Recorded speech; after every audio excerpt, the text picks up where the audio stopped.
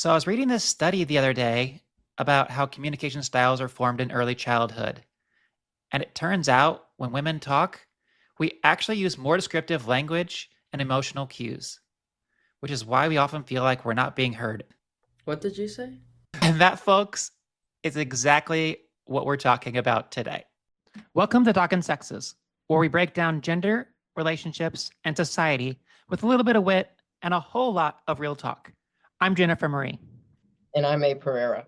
We're here to tackle the questions everybody's asking, whether they admit it or not. From love and dating to the unwritten rules of masculinity and femininity, no topic is off limits. And just so we're clear, this isn't about us versus them.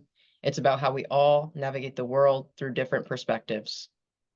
So, whether you're a man, woman, or just trying to figure it all out, pull up a chair because we've got a lot to talk about. Let's get into it. Many women feel unheard, and many men don't understand why they're being accused of not listening. This has happened throughout pop culture, but it also happens throughout life. Women are always going, oh, why is he not listening to me? And men are, well, I'm listening. And are men actually ignoring women, or is something else at play? Let's dive into that today. A, what is your take on this? My personal experience and life journey, my take on this seems to be that I see a divide between how men communicate versus how women communicate. So when you said that study showed women are more descriptive, and I think that is really ultimately, when we break it down, probably the root of it. They're just socialized so differently and they pick up different cues, and they're more about fixing and solving and all of that instead of emotionally validating. And just on the flip side, that's how women are. They're looking at more emotional cues, what's going on with your body language, and things like that. So I think from my experience, that's what it comes down to for me is we're just socialized differently. So it takes time to understand how one communicates versus the other. But then there's the question that comes up for me of why is it that way? Because both of these skills matter for both men and women. I couldn't agree more. And as I love to do on this show, I like to dive back into both pieces of me, before transition and after transition. And before transition, my life was really different in a lot of ways. I was the terrible listener, especially when it came to my wife. She was always complaining that I wasn't listening. And then I remember so many times I'd say, "What did you say?" She's like, "You already said this 3 times. I'm not repeating it again." I was like, and now I understand why.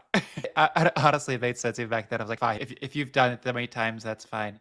Um, I think part of that could be the fact that I have ADHD, but I really do think that it is different for men versus women. And I think I was trying to listen, but sometimes I wasn't. It could depend, especially when it came to my mother. There were times I just tuned her out because it just went on, whatever, right?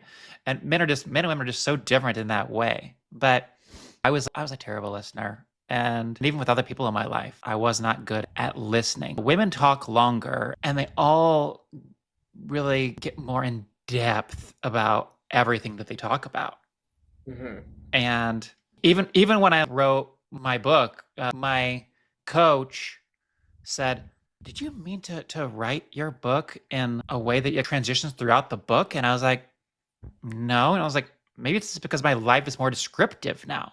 So I Mm-hmm. see things in this totally new way where life is more beautiful and it's more descriptive and it's more detailed." And so women tell you all of this stuff. Men just kind of want to get to the bottom of everything, it seemed like with me. I was, you said, the fixer or something. It was always about, like, when she was talking, it was, how can I fix this problem? You're struggling with this. How can I fix it? And I had women tell me before, I just want you to listen and respond. But not until I transitioned did I fully really actually understand that.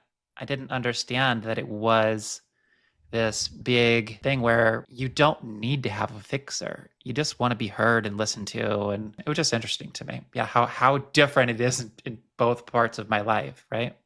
Definitely. I feel like I can resonate with a lot of what you're saying because even though I didn't like grow up per se in manhood or boyhood. I feel like I was socialized in those ways, and I don't know the same thing. Is it more of my ADHD or is it because I'm more masculine? But it really took up until getting married to my wife to understand how to slow down, how to listen, how to be soft instead of let's fix this right now, or let me give you some advice, or let me ask my coaching questions and have my coaching hat on thing. And it's like she doesn't want that. She just wants space and to just explore her own emotions. So really, it took me up until getting married to realize all of those things that I was even doing myself, which is fascinating. But in a way, too, I'm also really grateful to go back into like my past and be raised as a girl and as a woman and be able to see the world in more of an intuitive way, a more descriptive way, to be able to hold more emotional intelligence in some ways too. And I don't know if that was because I was raised a girl again. These are Okay. questions that I ask myself. Was it because I was raised a girl, or was it because I just have a soul that is just so curious and learning to learn about humans? I can remember all the way back to like kindergarten. I just want to learn about how you operate, whether you're a boy, a girl, if you have special needs going on. I was just so curious how everybody operated. So I don't know if it was because I was raised a girl that I'm more emotionally attuned and descriptive and all of those things, or if I just have a soul that's just super curious. Well, and it comes back to me wondering, is it because you're being raised as a girl? Or is it those hormones and everything that comes along with that? And that's always the biggest challenge within all of these conversations is like, is it nurture or is it nature? And sometimes we don't really know. And that's okay. And I think there's a blend we've talked about. There's a blend of everything. But it's interesting to me because my mind really changed a lot when I went on estrogen and suppressed the T completely. So it really changed and it really made my life become, like I said, more detailed, more descriptive. I used to see just colors. Now I see technicolor. I see everything. It's way more of everything. And it makes me understand why women are that way. How do you see the world differently now when you are transitioning versus before? That's a great question because I feel like I have my first transition experience, which was when I was 20 years old. This was 7 years ago. And when I was transitioning the first time, I was taking a full dose of testosterone, which is recommended, which is zero point 0.5 every single week. And for me at that time, it was a lot. I didn't understand what was happening in my body, let alone my mind. It felt like I was going into this tunnel cave that I just really didn't understand. And back then, I was in a more binary mindset, which is like, if I'm gonna transition, I have to be a full man. And so I'm like, I have to be hard. I have to go get a labor job. I have to do all of these things and be tough and all that. So that was really the cave and the tunnel that I got really stuck in with taking testosterone at such a high level at a young age for me personally. And so it felt really dark, and that was a lot of the reasons that I had chose to detransition is because I just didn't understand the hormones that were happening at the time. So at the time back then, I felt I was getting further away from my truth, but really that's the process of growth, right? I didn't know back then the process of growth was like, I'm going to take testosterone and then all of these things are going to come up for me to heal and grow through. So detransitioning was a lot easier for me than leaning into all of those things at such a young age because at 20 years old, I was thinking about my career, what did I want my family to look like? I was thinking more about all of these life things than just my gender identity. So I can say for certain and with confidence that taking testosterone the first time at that dose really messed me up. And I think it's because of the way testosterone works. And if you would have asked me this question 3 years ago before coming to my truth again and coming out as trans as the second time, I would have told you that it made me think just like a man. Because when I was taking testosterone back then, I started to see women just in a very sexualized way that I was not seeing before. And it was like I could go into a grocery store and see a hot girl and be like, oh my God, I want to bang her. And I would start thinking like a man and I would be able to roll on, be able to visualize this girl naked. But when I was raised as a woman and had estrogen and not these testosterone levels, I wasn't thinking those ways. So it really fucked me up the first time. And so now when you ask what is different is for me in my transition this time around, I'm actually micro dosing testosterone. So I'm not taking a full dose every week. I'm allowing myself to gradually lean into it and find the testosterone levels that work for my body and work for my mind instead of shoving it and forcing myself into this box that society told me I should go be in. So this time around, I'm gradually finding my manhood, as you would say. So unique. And honestly, it was one of the biggest reasons why I picked you to be my co-host, because I love this. You detransitioned. Tell our listeners a little bit about, we don't need to hear your whole story. We don't have time for that, right? But I would love for you to share just a brief bit of why you did detransition, and then how you came to that truth that you needed to retransition. So, transitioning the first time, I was 20 years old.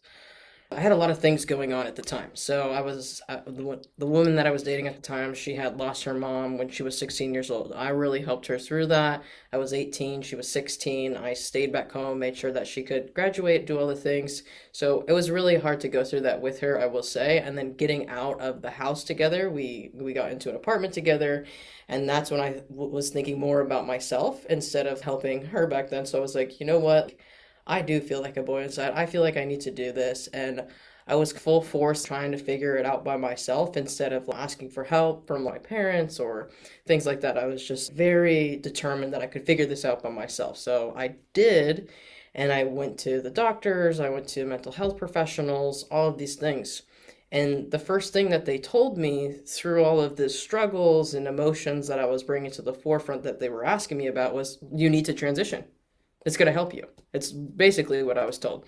And it was like every time I would go to a therapy appointment, it was hard because the therapist, she had a trans daughter. So it was like almost she was projecting her experience of supporting her daughter onto me and saying, these are the right steps for you. I know it's going to help you. And obviously it's because she had a trans daughter before, but not recognizing that every trans experience is different in their own way. So I feel as I was transitioning, doing what the medical system was telling me to do. And I know, health is our responsibility. We don't have to listen. But when these professionals go to school and you're 20 years old, of course you're going to listen. I don't question it. So I did all of that. But as I continued to take testosterone, it felt good for a little bit. It gave me answers for a little bit. I was euphoric for a little bit. But then 6 months hit, and I was like, there's something deeper here. There's something deeper that I'm not understanding. It's not just about my body. It's not just about taking this label of being a woman that didn't work and shoving a label on me that I could be a man and it's going to solve all my problems. So I started to question that and wonder like why each step that I was taking, did it feel like I was getting further away from my truth? And I realize now it's because I was burying what my inside needed, which was healing and understanding of what being trans meant to me. And back then, nobody could offer that to me. So honestly, in my story, I quit taking testosterone cold turkey. I was like, I need to figure this out. I'm dropping this. And that's the decision I made. It was really hard because up until that point, I didn't really talk about my struggles. Like I was saying, I was just determined to figure it out by myself. It's because I didn't want anybody to know I was struggling. I just wanted to go figure it out, be okay. But then when I chose to detransition, it was one of the hardest moments of my life. I actually did contemplate with myself in the mirror. Like, should I just go and call it good and like, take my life away? Or should I actually commit to my inner self and figure out who I am, what does inner peace look like, and build a life that I'm proud of? And that was what I committed to when I detransitioned. And it was my only focus for the next 7 years. So ultimately, I decided to detransition because I knew there was something deeper and no one around me could offer what that was for me. So I needed to go figure it out myself. And I did. I love it. I think it's important that we talk about just within this is like that detransitioning, you detransition because you had some other things you need to work on. And I think that's really important. I never ever want anyone to think that this is a show about being against trans people or whatever either, because detransition, you always have this negative thought about it. So I'm really Right. curious when it comes to the you retransitioned, just tell us briefly about what that looked like, where you came to this need that you needed to retransition. That's a great question. It's fascinating because I feel like it did come out of the blue for me, but when it came out of the blue, I'm not surprised. I can't believe I've gone 7 years walking with this by my side. And I feel like everybody around me was like, we knew this was going to happen, but I didn't. I was like, I'm going on this inner healing journey. Life is great. I'm not going to retransition. So, how I got to that spot in myself is so 7 years ago, I detransitioned. In that 7 year period, I promise you, the only thing that I did was grow, heal, and work on myself, improve myself 1% every single day. I worked on myself so much for the last 7 years that within 4 years, I was able to launch a business and start helping other people in their self development process. So I wasn't only transforming my life in the process, I was also transforming other lives in the process. Fast forward 6 years later, I met my wife, and my wife lives in Canada. So I moved from the States into Canada. When I got into Canada, I feel like I had done the 7 areas of life. I feel like I completely transformed my inner world, how I saw the world, my mindset, my beliefs. I did all this inner child healing, did all that. But I also healed relationships. I also healed environments. So I just feel like I did all areas of life, including career, everything, family, you name it. So when I got here, I feel like I couldn't slow down. I was on this rat race of self development. And I never stopped to question myself in those 7 years. Why am I working on myself so much? What am I doing? And where is this leading me to? So when I got into Canada, then settled in with my wife, and she also has a kid, so we became a family, it forced me to slow down in new ways, which forced me to ask myself new questions that I was not asking myself before. So the question that I came to was, why are you doing this? I want to fix myself. I want to cover up my truth. I want to put on a mask. I want to do all of these things because I don't want this truth to ever come out. I realized that when I did detransition, I told myself this belief that the world would be better off without my truth. It would be so much better if I keep it to myself. So that's the intention and the belief that I rode for the last 7 years of all of this self-development, all of this growth, all of this healing. That doesn't make all of that growth and healing wrong. It actually gave me the foundation to open up my biggest fear, which was facing my truth. So that's how I came to this conclusion of, no, I'm still trans, because I had transformed every area of my life, but I was still searching. I was still digging. I was still trying to fix. And I'm like, what am I doing? And this is why. And it's been a crazy, amazing, just eye-opening, mind-blowing process of retransitioning because I feel like I'm healing so deeply in ways that I had never done before. I feel like I understand what it means to deeply heal now. Because before, when I was doing self-development, I feel like it was just almost to cope. I would do all the mindset work, all the belief work, all of this stuff, but I feel like it was almost just a mask keeping me afloat. But when I retransition and open this wound again, this deeper healing just took place. And I feel so settled in myself. I feel aligned. These are all of the things that I only could have dreamed of ever feeling. And I will be honest, it's a weird state to be in because I feel wrong. I feel like I don't deserve this. I feel like I shouldn't be here and all of these things. But this is my time to heal that first transition for myself. So I get to be there and say, you do deserve this. You do get to live your truth. The world wanted you to show your truth. It didn't want you to hide in all of these things.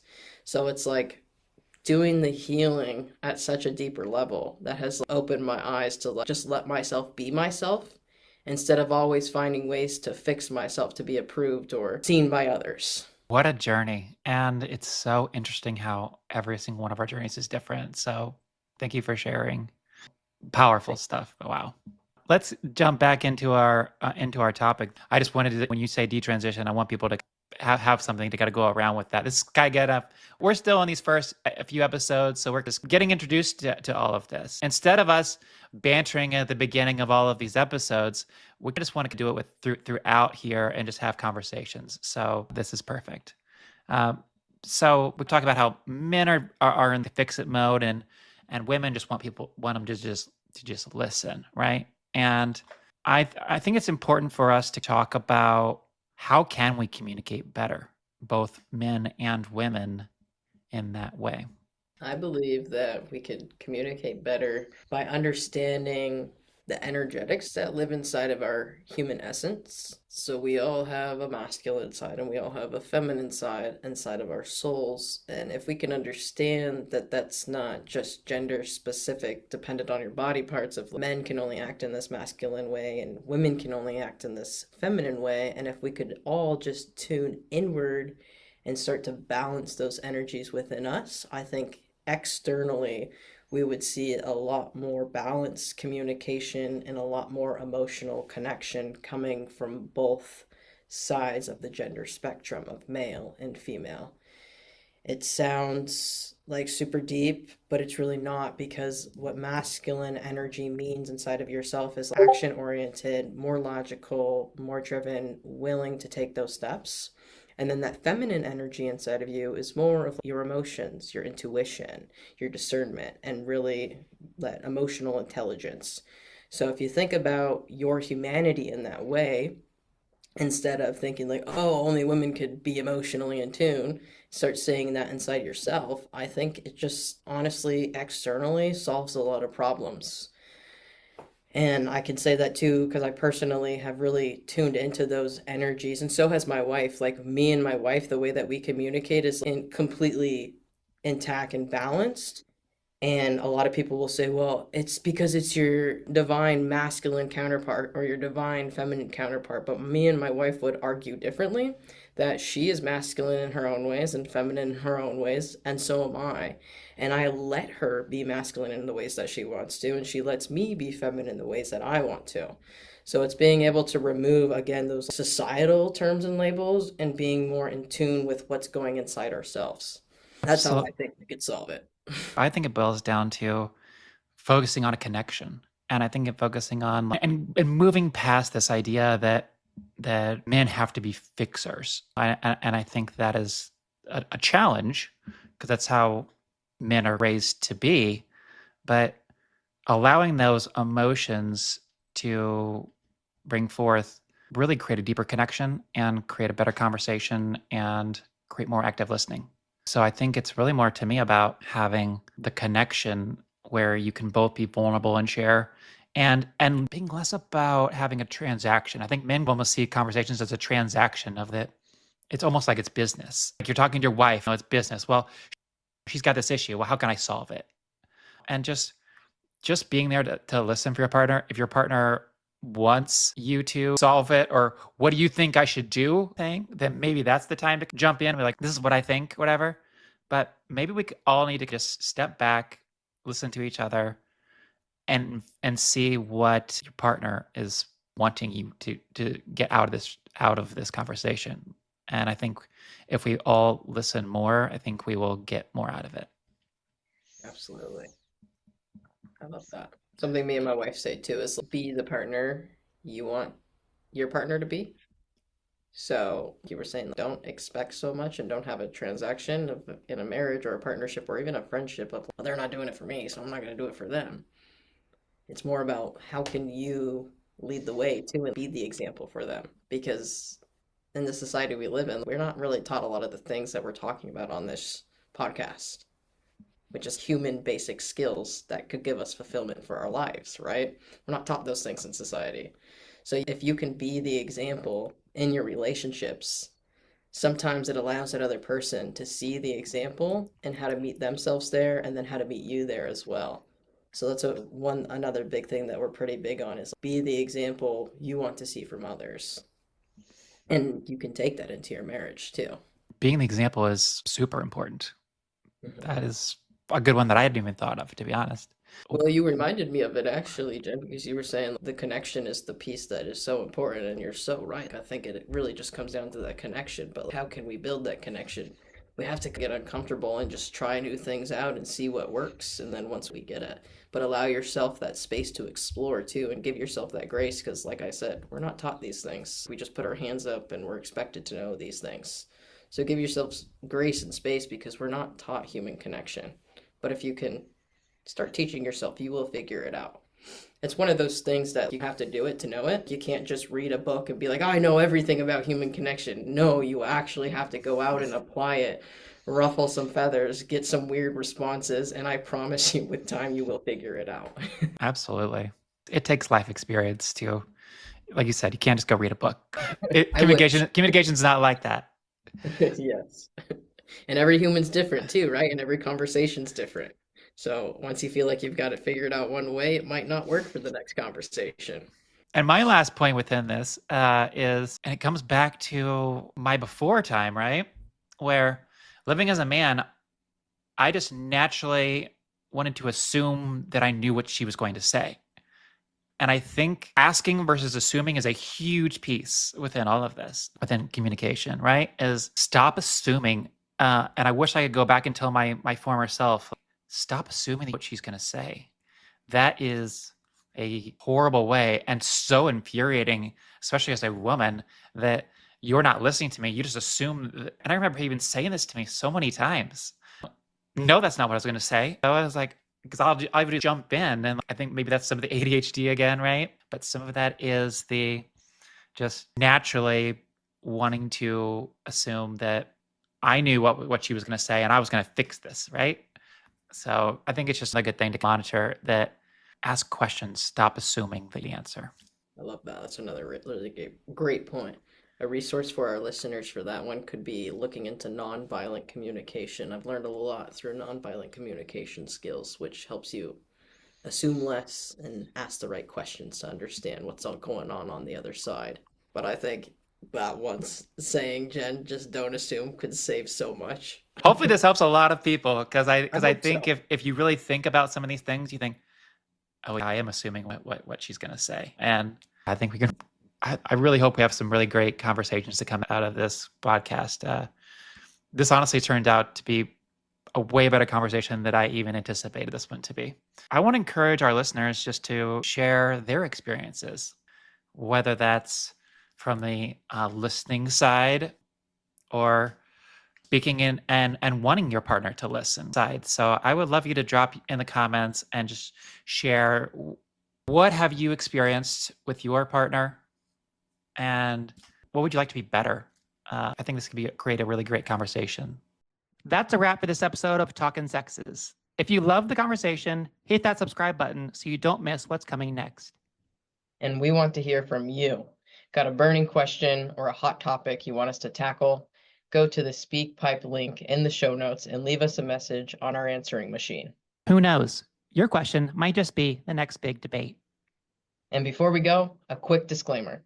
We're both entrepreneurs, but we're not here in a professional capacity.